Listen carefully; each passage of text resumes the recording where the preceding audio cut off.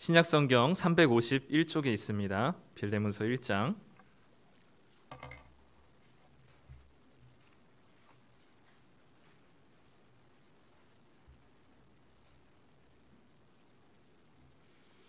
(8절부터) (21절까지) 말씀.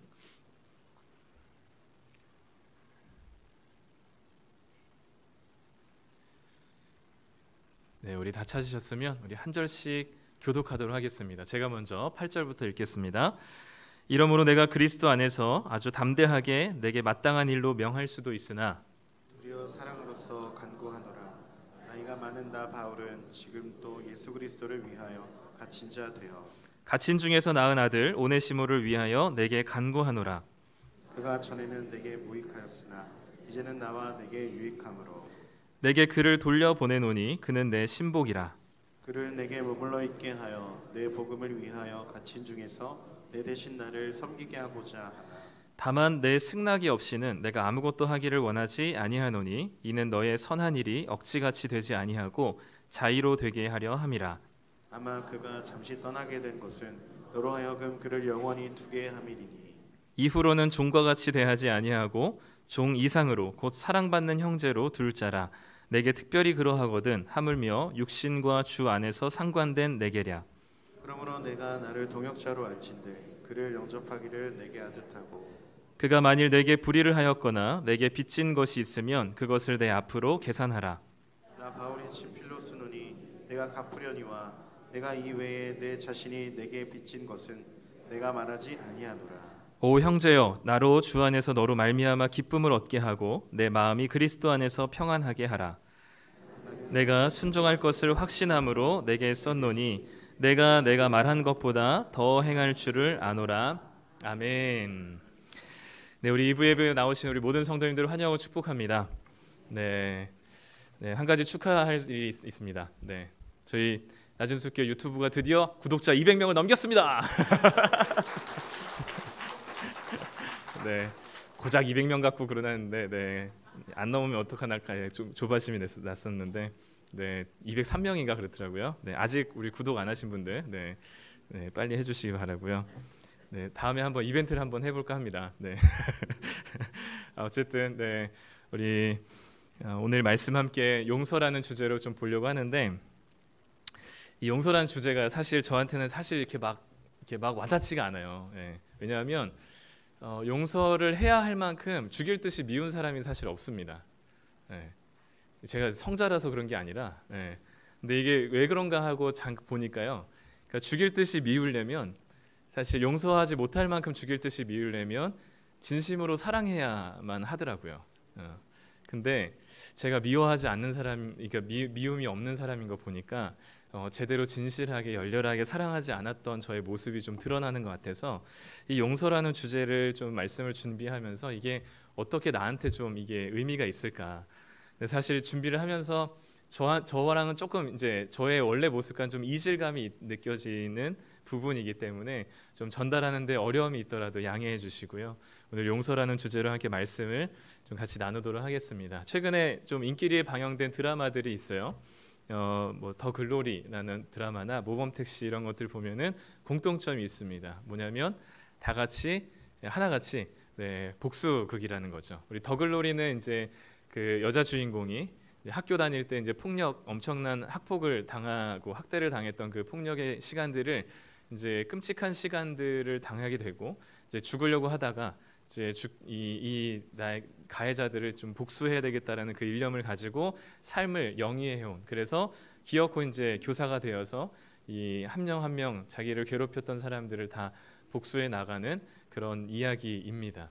모범택시도 마찬가지로 여러 가지 이야기들을 통해서 여러 가지 주제들, 뭐 다양한 성적인 피해를 당한 분들 또는 종교적인 피해를 당한 분들 또는 학교에서 또 피해를 당한 분들, 여러 가지 다양한 피해를 입은 사람들을 대신해서 이 모범택시 회사가 대신 이제 응징을 해주는, 대행 복수를 해주는 거죠.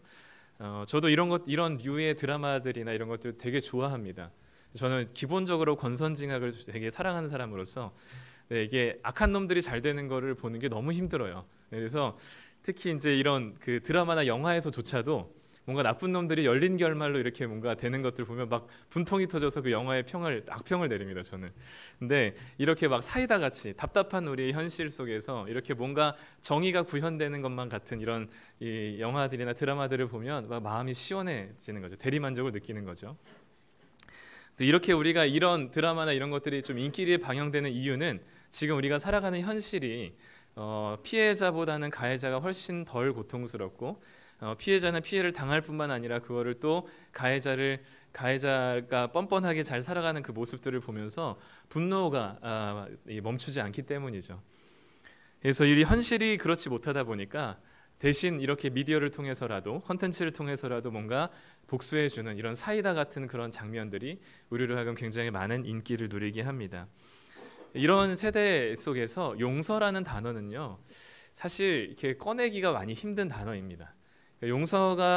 용서를 하는 것이 정의를 막는 것 같은, 피해자들이 아니라 가해자 입장을 대변하는 것만 같은 이런 세상 속에서 용서라는 주제를 꺼내는 것은 되게 어려운 일인 것 같아요. 더군다나 교회 안에서도 이 용서라는 단어가 사실 사라진 지 참 오래되기도 한 것 같습니다. 왜냐하면 그동안의 교회가 너무 쉽게 용서라는 것을 베풀었거든요. 특별히 목회자나 또는 교회 리더들이나 이런 사람들이 잘못했을 때, 명백한 범죄 행위가 드러났을 때에도 주의 종이니까 하나님이 심판하실 거야, 알아서 하실 거야. 또 회개했으니까 하나님께서 용서해 주셨으니까 우리가 더 이상 왈가왈부하지 말자라고 하는 식으로 죄를 덮는 방식으로 이 용서를 사용해 왔기 때문에 이 용서가 교회 안에서조차도 그렇게 긍정적인 이야기들은 아닌 것 같습니다. 용서가 오히려 피해자들을 더 상처 주기도 하고 죄를 더 합리화하는 방향으로 용서가 사용됐기 때문에 이 용서라는 이야기 주제가 교회 안에서 꺼내기가 사실 쉬운 문제는 아니죠. 오늘 우리가 읽은 이 본문에서도 3명이 등장합니다. 한 명은 이 편지를 받는 빌레몬이라는 사람이고, 또 이 한 명은 편지를 들고 가는 오네시모라고 하는 사람이고, 한 명은 이 편지를 쓰고 있는 바울이라는 사람입니다. 여기 등장하는 빌레몬이라고 하는 사람은 개인 사업자입니다. CEO로서 굉장히 큰 사업을 하고 있었던 돈이 많은 부자였어요. 근데 사업차 에베소라는 곳에 가서 바울이 전한 복음을 듣고 예수님을 믿게 되었습니다.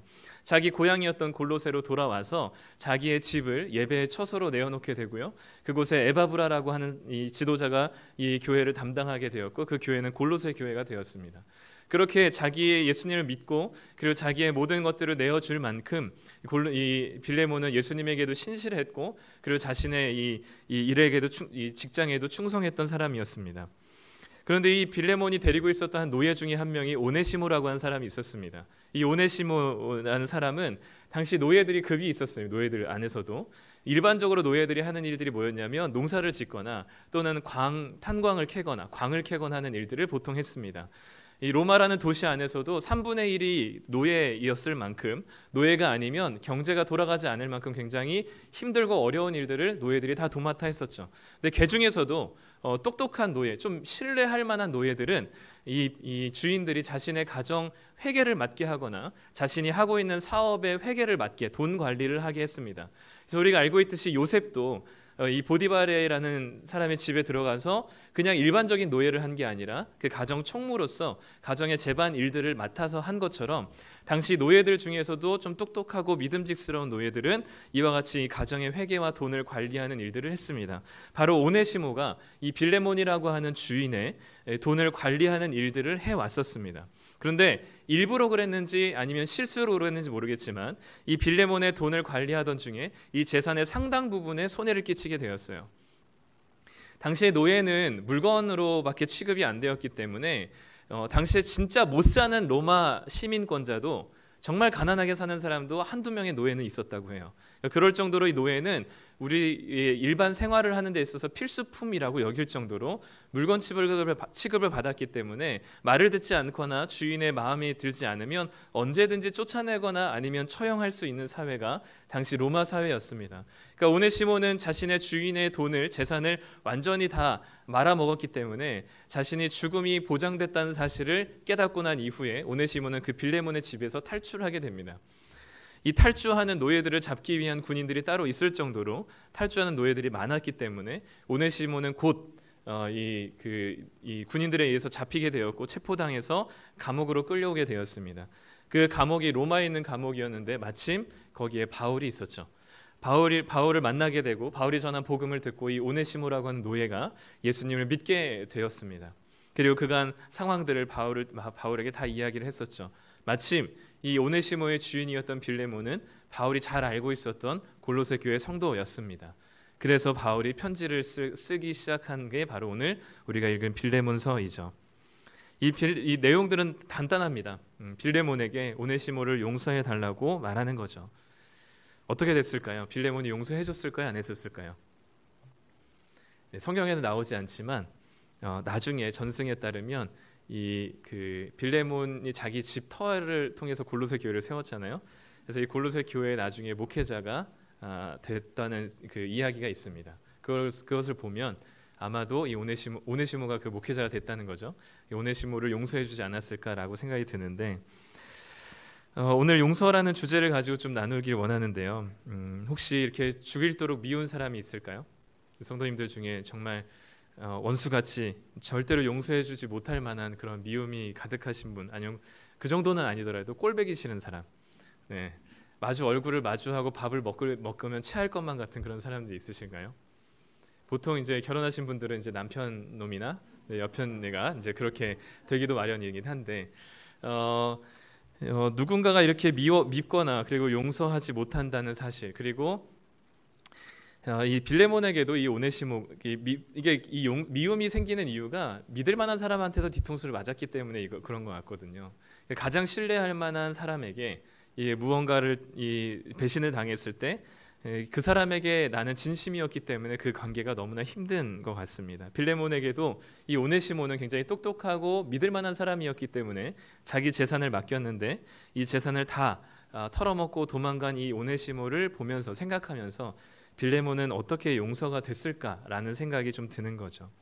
그렇기 때문에 우리가 용서를 생각할 때 가장 먼저 우리가 용서에 대해서 생각해야 될 주제는 뭐냐면 용서는 어렵다는 겁니다. 용서는 결코 쉽지가 않습니다. 왜냐하면 내가 진심으로 대했던 그 사람에게서 뒤통수를 맞아서 내가 그 사람이 너무 미워서 용서가 안 될 만큼 이 사람에게는 그 사람이 용서가 안 될 만한 그 사람이 너무나 큰 마음의 짐이기 때문이죠. 그래서 용서는 진짜 어렵습니다. 근데 우리는 너무 많은 순간 이런 말들을 하죠. 주님은 우리가 용서하길 바라셔. 너가 너그럽게 좀 용납해주고 받아들여줘야 돼. 이런 얘기들을 우리는 많이 합니다. 근데 아직 이 사람은 그 사람을 받아들일 수 없고 용서할 수도 없는데 이런 말을 계속해서 들으면 그게 옳은 말이긴 하지만 그 말은 자기 자신을 더 비참하게 만드는 것 같아요. 왜냐하면 용서해야 된다는 사실은 알아요. 그런데 용서가 안 되는 자기 자신 사이에서 계속해서 갈등하기 때문입니다. 그래서 우리는 누군가에게 용서하라고 얘기하기 전에 그 상처의 기억을 가지고 있는 그 사람이 먼저 자신의 그 상처를 의식하고 직면하고 그것을 극복할 수 있을 때까지 기다려줄 줄 아는 시간과 여유가 좀 필요하다는 생각이 듭니다. 그런 시간조차 주지 않고 너 예수님 믿는 사람이잖아, 그러니까 용서해야지 라고 말하는 것은 그 사람의 상처를 더 돋게 하는 것이라 여겨지는 거죠. 용서는 생각처럼 쉽지 않습니다. 너무 어렵습니다. 그렇기 때문에 용서가 혹시 안 되시는 성도님들이 계시다면 너무 죄책감과 정죄감을 가지지 마시고, 누구 용서를 못하고 있는 사람들이 있다면 함부로 너무 쉽게 용서하라고 얘기하지 않으셨으면 좋겠습니다. 본인도 용서하고 싶죠. 근데 안 되는 걸 어떻게 할까요? 근데 두 번째로 우리가 또 생각해야 될 건 뭐냐면 용서하지 않는 것도 쉽지 않습니다. 이게 얼마나 고통스러운 일인지 몰라요. 용서도 어렵지만 용서하지 않고 사는 것도 결코 쉬운 일이 아닙니다. 왜냐하면 용서하지 않고 산다는 것은 그때 배신당했던 상처의 기억들 안에 그것이 나에게 때때로 감옥이 되어서 자기 자신을 가두는 역할을 하기 때문인 것이죠. 용서하지 못하는 순간 나에게 피해를 준 그 가해자가 내 삶을 좌지우지하게 되기 때문에 용서를 하지 않는 그 시간들은 계속해서 이 상처의 그늘 아래 자신을 가두어지는 일들을 하게 됩니다.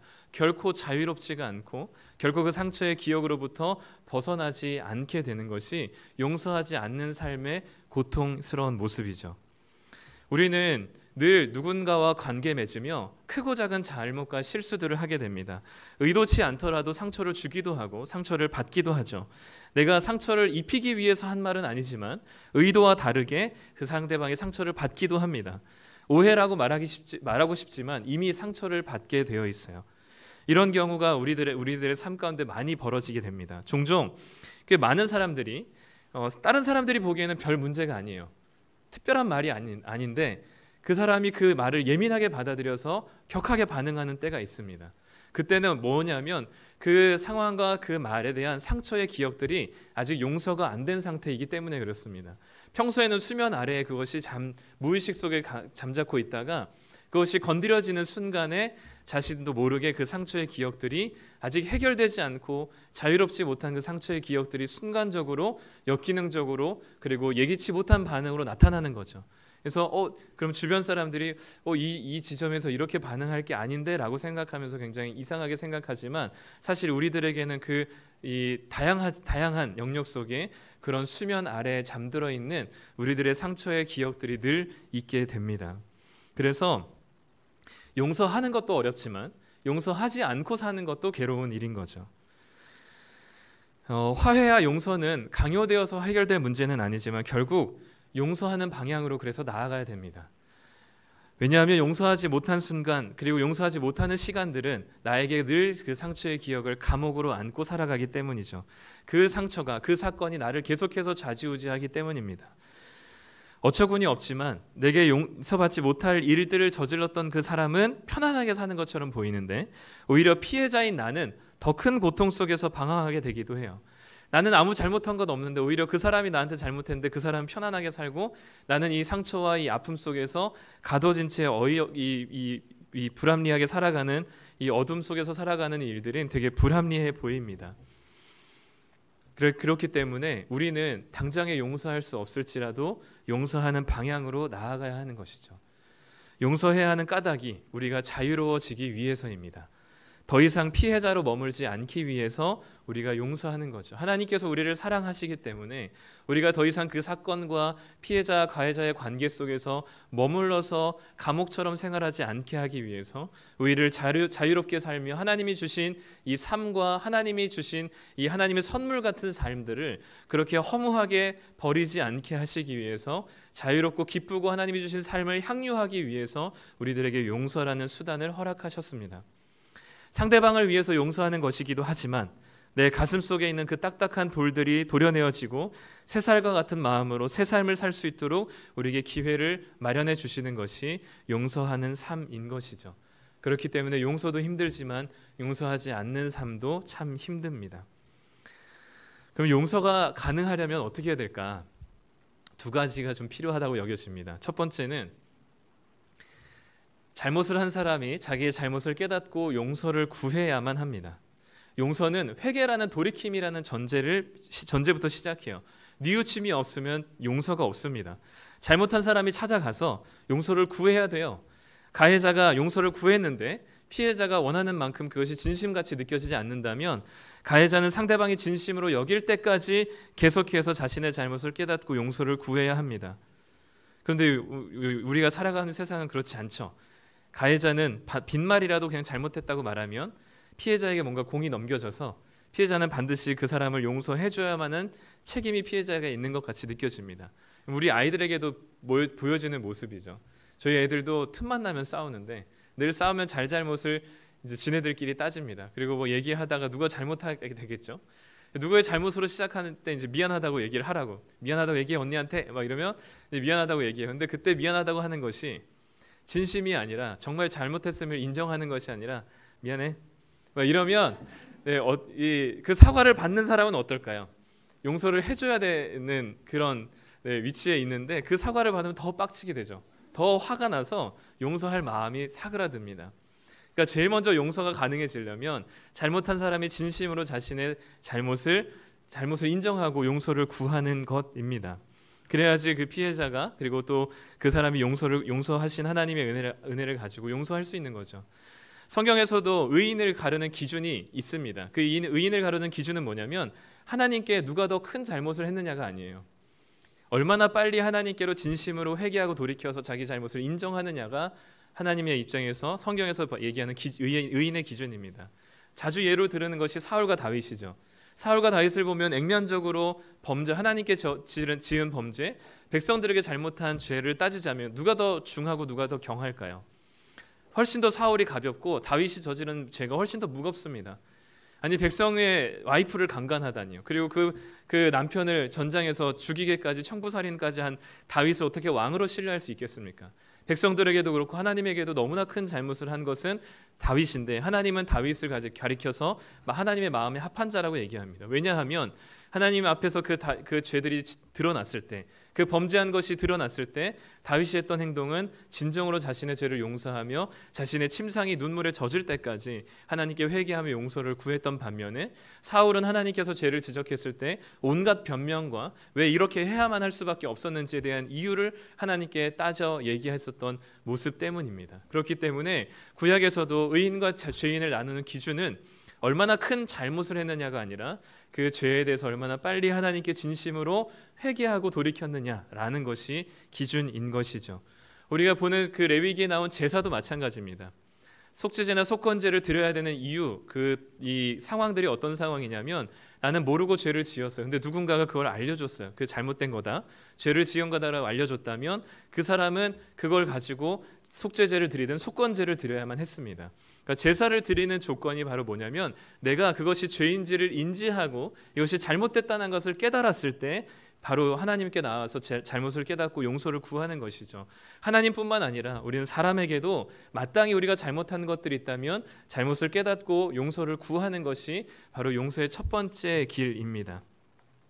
두 번째, 용서를 우리가 생각할 때, 우리가 용서에 대해서 얘기할 때 두 번째로 생각해야 될 것은, 용서했다고 해서 그 잘못한 것에 대한 책임이 사라지는 것은 아니라는 거죠. 오늘 말씀 18절 말씀 함께 18절 19절 말씀 읽도록 하겠습니다. 그가 만일 내게 불의를 가거나 내게 헌신 것이 있으면 그것을 내 앞으로 계산하라. 나 바울이 친필로 쓰노니 내가 갚으려니와. 이 오네시모라고 하는 노예가 빌레몬이라는 주인에게 잘못해가지고 손해를 입힌 그런 여러 가지 불의와 빚진 것이 있다면 그것을 갚아야 한다, 지금 바울은 얘기합니다. 절대로 그것이 빌레몬이 용서했다고 해서 오네시모에게 그 잘못에 대한 책임을 지지 않는 것이 아닙니다. 진정한 회개는요, 잘못에 대한 대가를 치르고 싶어 합니다. 진짜 잘못한 것을 인정한 사람은 자신이 잘못한 것에 대한 책임을 다하기 마련이죠. 우리는 때때로 죄를 용서하는 것은 정의롭지 못하다라고 생각합니다. 그러니까 죄를 용서하는 것은 뭔가 잘못을 덮어주는 것만 같고, 그 사람의 잘못이 더 이상 잘못이 아닌 것 같아 보이게 만드는 효과가 죄를 용서하는 것에 있다라고 생각합니다. 근데 진짜 죄를 용서하는 것에 있어서는 그 잘못에 대한 책임과 처벌이 없어지지 않는다는 것이죠. 단지 중요한 건 뭐냐면, 그 잘못에 대한 책임과 처벌을 다하게 하지만 그것이 그 처벌을 내리는 목적과 책임을 지는 목적은 무엇이냐면, 그 사람을 파괴하거나 그 사람이 영원히 잘못되기를 바라는 마음으로 처벌을 하거나 파괴하는 책임을 묻는 것이 아니라는 의미입니다.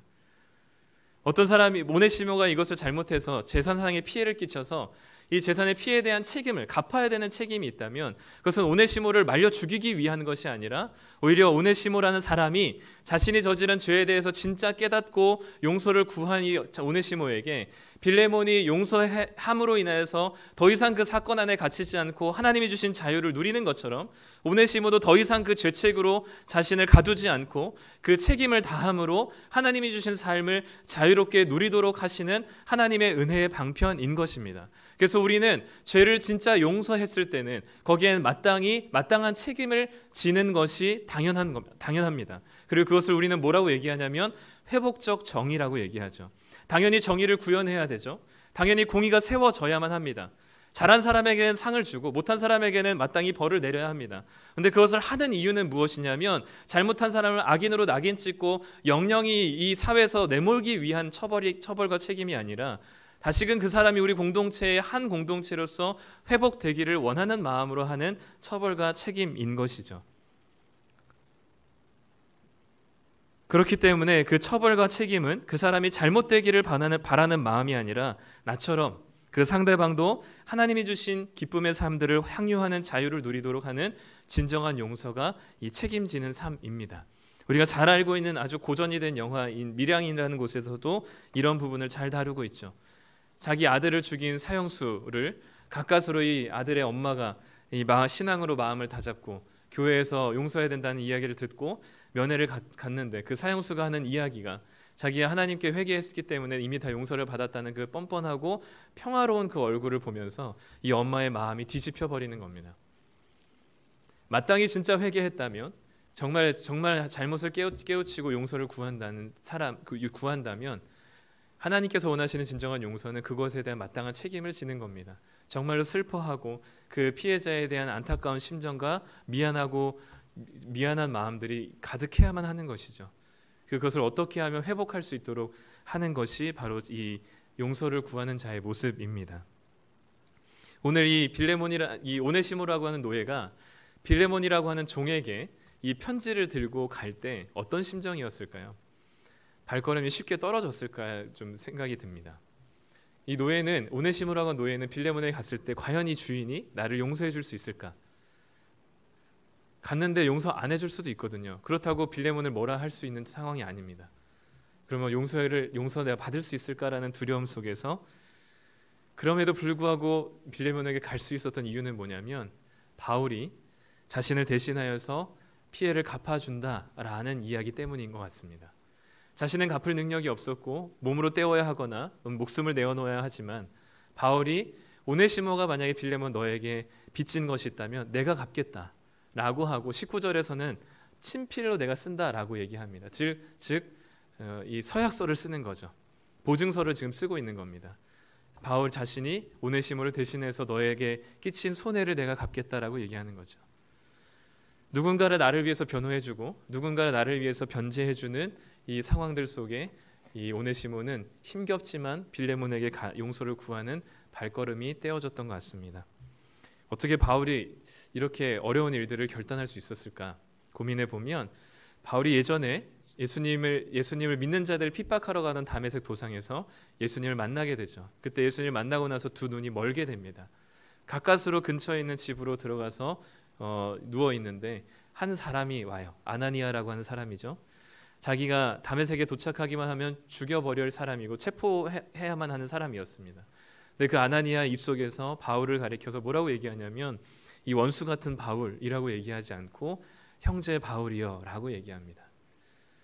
이 바울에게 있어서는 자기가 죽일 이거 원수 같은 자신을 이 예수님 믿는다는 이유로 핍박하고 체포해야만 하는 그 대상자가 자기를 향해서 체포하러 온 자기를 향해서 형제 바울이라고 하는 그 목소리에 바울이 자기의 있었던 그 수많은 감정과 단단했던 그 빗장들이 무너져 내리는 경험을 했기 때문에 바울은 오네시모를 위해서 기꺼이 자신이 변제할 수 있다라고 얘기했었던 것 같습니다. 지금까지 이야기를 정리하면요, 용서는 어렵습니다. 네, 쉽지 않습니다. 함부로 할 수 있는 게 아닙니다. 그럼에도 불구하고 용서하지 않는 삶은 더 고통스러운 것 같습니다. 자기 자신을 옥죄하는 것이고요, 스스로를 감옥에 가두는 일입니다. 그렇기 때문에 우리의 방향은 용서하는 방향으로 나아가야 되겠죠. 용서해야 한다면 반드시 잘못을 한 사람이 어떤 잘못을 했는지 진정으로 깨닫고 용서를 구하는 선제적인 조건이 필요합니다. 또한 용서를 받았다고 해서 그것이 끝나는 것이 아니라 자신이 한 잘못에 대한 책임을 마땅히 지는 것까지가 진정한 용서가 되는 것이죠. 그래야 진짜 회복이 일어나게 되는 겁니다. 이 네 가지를 우리가 생각했는데 우리가 이 네 가지를 뛰어넘는 한 가지 조건을 이 조건을 한번 물어보고 싶습니다. 만약에 어떤 사람이 나한테 큰 잘못을 했어요. 내 재산상이나 내 건강이나 내 인생에 큰 피해를 끼쳤습니다. 근데 그 사람은 잘못한지도 모르고 잘못을 깨닫지도 않고 오히려 너무 뻔뻔하게 용서를 구하지도 않아요. 그런 상황이라면 우리는 용서할 수 있을까요? 잘못했다고 생각하지도 않기 때문에 내가 너를 위해서 뭘 책임을 지거나 너를 위해서 처벌을 받아야 된다는 생각도 하지 않습니다. 뭔가를 갚아야 된다는 생각도 없어요. 잘못했다고 생각지도 않고 우리에게 잘못했다고 용서를 구하지도 않고 빈 말이라도 잘못했다고 하지 않는 사람을 향해서 우리는 용서할 수 있을까요? 아니면 용서해야 할까요? 말도 안 되는 소리죠. 어떻게 잘못했다고 해야 그렇게 해도 용서해 줄까 말까인데 어떻게 뻔뻔하게 가해자가 그렇게 편안하게 살고 있는데 용서해 주고 말고 할 게 뭐가 있을까요? 그런 용서가 어디 있어요? 그런 몰상식하고 비합리적인 용서는 있을 수 없습니다. 그게 무슨 용서입니까? 그런 용서는 우리가 할 수 없습니다. 잘못했다고 나오지도 않는데 무슨 용서를 할 수 있겠어요? 그런데 그 말도 안 되는 용서가 있습니다. 우리는 할 수 없었던 그 용서가 우리에게 주어졌다는 사실이죠. 우리가 잘못을 깨닫고 용서를 구하지도 않았습니다. 그런데도 불구하고 이미 우리를 위해서 당신의 아들을 내어주시기로 하나님께서는 결정하셨어요. 자기들이 무슨 짓을 하고 있는지도 모르는 십자가에 못 박고 있는 이 사람들을 향해서 예수님께서는 자기들이 무슨 일을 하는지 알지 못하는 자들에게도 주님께서는 용서를 구하셨습니다. 누가복음 23장 말씀 함께 읽겠습니다. 이에 예수께서 이르시되 아버지들 저들을 용서하여 주옵소서. 자기들이 하는 것을 알지 못함이니이다. 자기들이 하는 짓이 무슨 짓인지도 알지 못하는 사람들을 향해서 자기가 잘못했다라고 여기고 고백하지도 않은 이들을 향해서 예수님께서는 저들을 용서해달라는 기도를 하고 있는 것이죠. 잘못을 깨닫지도 못한 자들에게 하나님의 나라를 망쳐버린 선악과를 통해서 망쳐버리고 자신이 잘못했다고 나오지도 않고 오히려 당신이 만든 저 여자 때문에 내가 당신에게 범죄했다라고 선악과를 먹었다라고 얘기하는 그 아담의 뻔뻔스러움 속에서 하나님께서는 아담을 멸망시키거나 죽이지 않으시고 그 아담을 살리시기 위해서 하나님은 가죽옷을 입히십니다. 그 가죽옷을 통해서 누가 이 땅에 오실 것인지 하나님의 가장 소중한 아들을 이 땅에 보내주셔서 우리가 아직 죄인 되었을 때 그 죄인인 것을 깨닫지도 못할 때에 죄라는 것을 고백하고 인정하지도 않았을 때 하나님 잘못했다라고 회개하지도 않았을 때 하나님께서는 이미 우리를 위해서 당신의 아들을 내어주셨고 예수님께서는 우리가 갚아야 될 그 모든 형벌들을 예수님께서 대신 갚아주셨습니다. 잘못을 깨닫지도 않고 몰상식하게 뻔뻔하게 의인이라고 얘기하면 내가 뭐가 그렇게 죄인인지 나는 버버시도 살 사람이고 하나님 앞에 그렇게 큰 잘못하지 않았다라고 얘기하는 뻔뻔한 우리들을 위해서 그렇게 잘못을 인정하지도 않고 용서를 구하지도 않는 우리들을 위해서 하나님께서는 이미 우리를 용서하시겠다 말씀하시고 우리가 해야 될 그 잘못에 대한 모든 처벌과 책임을 자기 아들에게 짊어지심으로 우리를 용서하신 그 주님의 은혜를 기억하면 이 용서가 합리적이지가 않고 너무나 몰상식하고 말이 안 되고 불합리한 용서라는 사실을 깨닫게 되는 거죠. 하나님이 우리에게 한 사랑이 아름답다라고 얘기할 수가 없는 이유는 이 세상에서 가능하지 않은 사랑이기 때문입니다. 부모가 자식을 위해서 죽는 것, 친구가 친구를 위해서 죽는 것은 아름답다라고 얘기할 수 있습니다. 그런데 원수 같은 우리를 위해서 아직 잘못했다고 하나님 앞에 나오지도 않은 우리들을 위해서 그 잘못에 대한 책임을 지겠다라는 말 한마디 없는 그런 태도를 가진 우리들을 위해서 하나님께서는 이미 용서하시고 그 책임을 당신이 지시기로 결정하신 이 일은 아주 비합리적이고 몰상식하고 미친 용서라는 사실을 깨달을 때만이 그 하나님의 사랑은 감히 따라할 수 없는 사랑이라는 것을 깨닫게 되는 것이죠.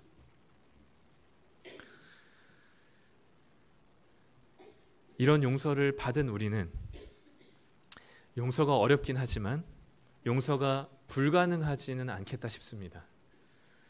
용서가 당연하지는 않겠지만 용서하는 것으로 나아가는 것이 우리의 삶이겠다 싶은 것이죠. 왜냐하면 우리도 한 번도 하나님께 잘못했다라고 여기지 고백하기 전에 이미 하나님은 용서하셨고 우리가 책임지겠다 말하기 전에 이미 하나님은 우리를 용서하셨기 때문입니다. 마치 예수님의 기도가 하나님 아버지께 바울이 자신의 오네시모를 위해서 자신이 대신 갚겠다라고 하면서 빌레몬에게 용서를 구하는 것처럼 예수님께서 바울과 같이 오네시모 같은 우리들을 위해서 내가 대신 이들의 잘못에 대한 처벌을 받겠으니 책임지겠으니 하나님 아버지 이들을 용서해 달라는 주님의 간절한 기도와 마음이 이 빌레몬서를 통해서 담겨 있겠다 싶습니다. 이 용서라는 이야기를 할 때마다 늘 등장하는 역사적인 사건이 하나가 있습니다. 이 남아프리카 공화국에 있었던 일인데요. 남아프리카 공화국은 아주 소수의 백인들을 위해서 흑인들을 인종차별하는 아파르트헤이트라는 그 정책들이 아주 강했던 곳이었습니다. 그래서 사진에서 보면 오른쪽과 왼쪽에 계단이 있는데 오른쪽에 보면은 이 위에 유럽 사람들이 가는 길 그리고 왼쪽은 비유럽 사람들이 가는 길 이렇게 써 있습니다. 유럽 사람들이라 하면 이제 백인들을 얘기하는 것이고 비유럽인이라고 하는 것은 이제 그 노예들, 그러니까 흑인들을 얘기하는 거겠죠. 그래서 이 아파르테이트라는 정책 때문에 인종별로 거주지도 분리하고 그 결혼도 금지하고 어떤 사진을 보면은 이 벤치는 유럽 사람들만 아는 벤치 이런 식으로 정해놓기도 하면서 이 인종차별적인 극단적인 정책들을 해왔습니다. 그런데 이 감옥 생활을 오랫동안 하고 나서 이 넬슨 만델라라는 대통령과 넬슨 만델라가 대통령이 되고 그리고 이 투투 주교가 함께 연합하여서 무엇을 만드냐면 진실과 화해 위원회라는 걸 만듭니다. 그래서 이 진실과 화해 위원회를 만들어서 뭘 하냐면 가해자들과 피해자들을 만나서 그동안에 있었던 극단적인 인종차별적인 범죄들에 대한 것들을 다 공개합니다. 그러니까 누가 어떤 인종차별적인 범죄를 저질렀는지를 그 가해자와 그 범죄 행위에 대해서 공개를 하죠. 그러면 그 일을 한 가해자가 가해자와 피해자들이 만나서 가해자들이 자기의 죄를 참회하고 용서를 구하면 피해자들은 그 가해자를 용서해 주는 대가로 대신 그 가해자들이 사법적인 처리를 받지 않는 겁니다. 그러니까 자신이 범죄했기 때문에 그 범죄에 대한 법적인 처벌을 받아야 되는데 가해자가 피해자에게 용서를 구하고 피해자가 용서를 받으면 더 이상 처벌을 받지 않는 사회적인 법적인 처벌을 묻지 않는 거죠. 그렇게 이 진실과 화해위원회라는 이 위원회를 세워서 그런 식으로 이 2년 정도를 그런 식으로 보냅니다. 이 기간이 가능할까? 이런 게 가능할까 싶었는데 남아프리카 공화국에서는 가능했습니다. 그래서 계속된 보복과 그리고 용서 못함과 서로를 계속해서 갈등하고 분열하고 이 사람을 죽이면 또 백인과 흑인이 서로가 갈라져서 흑인에게 그동안 부당한 대우를 받았으니 이제는 흑인들이 더 많은 권리를 가져야 된다며 백인들을 또 탄압하고 하는 이 여러 가지 계속된 이 핑퐁 싸움에서 이 용서와 화해라는 진실과 화해 위원회를 가지고 나와서 더 이상 보복하지 않고 용서를 통해서 이 모든 관계들과 지금까지 이어져 내려왔던 원수 같은 관계들을 끊어내는 일들이 가능했던 모습들을 이 남아프리카 공화국에서 보여줬던 것 같습니다. 용서는 참 어렵습니다. 그런데 용서가 주는 유익들은 참 많습니다. 나에게도 그렇고요. 그 용서를 통해서 나타나는 사회적인 변화들도 분명히 있습니다. 사법적인 처리로는 한계가 있습니다. 수많은 범죄들 거기에 맞춰서 계속해서 형량이 지금 올라가고 있죠. 그런데도 범죄는 멈추지 않습니다. 그거는 근본적인 이유가 필요한 것이고 근본적인 해결들이 필요한 겁니다. 아무리 대단한 처벌들이 있다 하더라도 그 죄가 끊어지지 않는 것은 우리가 다시금 돌아보아야 될 문제들이라 여겨집니다. 마지막으로 이 용서라는 이 주제를 정리한 한 목사님의 그 정리 글을 한번 읽고 마치도록 하겠습니다. 용서는 언제나 어렵습니다. 그렇기 때문에 강요되어서는 안 됩니다. 그러나 용서하지 않으면 자유로움이 없기 때문에 우리는 결코 용서의 자리까지 가야 하고 그럴 수 있기 위해서는 나와 가해자와의 관계 속에서만 자기들을 바라보지 말고 하나님이라고 하는 더 큰 세계 속에서 바라보면서 그 하나님의 큰 사랑 속에서 피차 녹아지기를 소망하고 기도할 때 용서의 용기도 우리에게 생겨나지 않을까 싶습니다. 어렵지만 우리가 가야 될 길에 용서라면 주님의 사랑과 그 말도 안 되는 하나님의 용서하심이 우리 가운데 충만히 경험되어졌으면 좋겠습니다. 그것이야말로 우리가 악을 악으로 갚지 않고 더 이상 보복하지 않고 용서와 화해를 통해서 새로운 하나님의 나라를 경험하게 되는 것이죠. 우리 베드로전서 3장 9절 말씀 함께 읽고 마치도록 하겠습니다. 함께 읽겠습니다. 악을 악으로 욕을 욕으로 갚지 말고 도리어 복을 빌라. 이를 위하여 너희가 부르심을 받았으니 이는 복을 이어 받게 하려 하심이라. 아멘.